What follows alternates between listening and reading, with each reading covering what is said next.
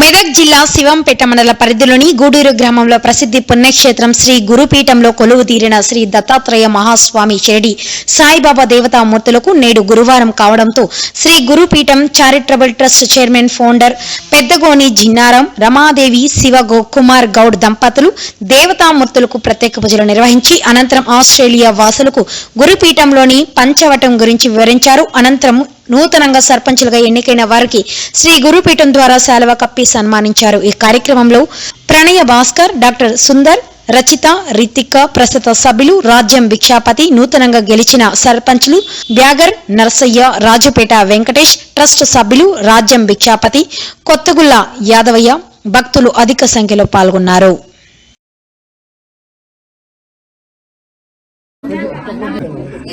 బ్రహ్మ స్వయంగా నాటిన అనమాట.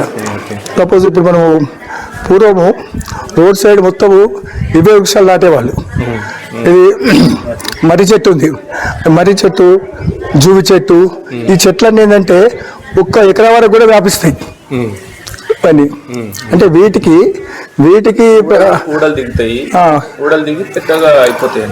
పాకిపోతా ఉంటాయి అన్నమాట.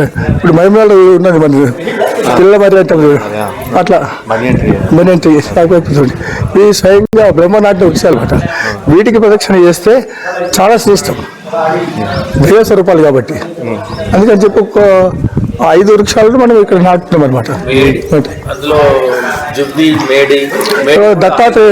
దత్తాత్రేయుడికి మేడి వృక్షం, ఔదుంబర వృక్షం అంటారు. ఇవన్నీ ఔదుంబర వృక్షాలకి వస్తాయి. అయితే ఒక్కో వృక్షానికి మనం పూజ చేస్తే ఒక ఫలితం ఉంటుంది. ఆ విధంగా అన్ని 5 వృక్షాలు పెట్టాం. పోతుంది అది వాళ్ళు కూడా ట్రై చేస్తే వాళ్ళకి దొరకదన్నమాట. అంటే దేవతలకు వాళ్ళకు మధ్యన పాలకల్ని చిలికినప్పుడు వచ్చే అమృతాన్ని ధనవంతుడి చేతిలో పట్టుకుంటాడు అనమాట. అది కలశ రూపం, అది ఔషధ రూపం. అది ఆ వృక్షాల రూపంలో ప్రతి దాంట్లో ఉంటుంది అనమాట. ఇది ప్రకృతి దైవం అని అన్నాం కదా, ఆ దైవ స్వరూపంగా ఉంటుంది.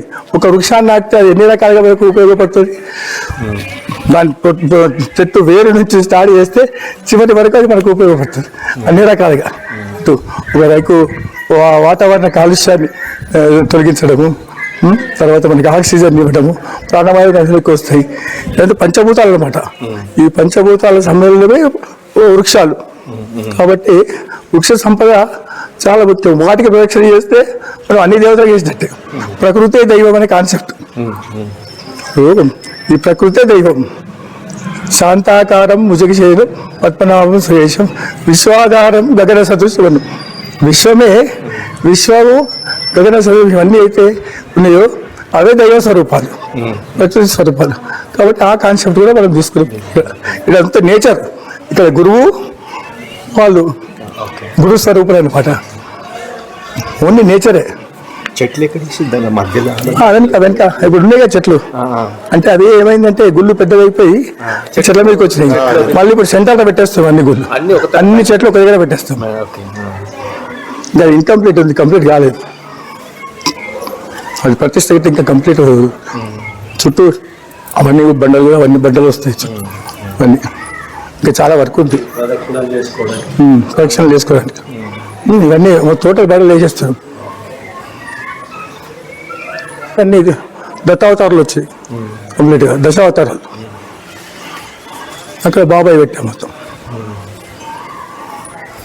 బాబా అవతారం మొత్తం.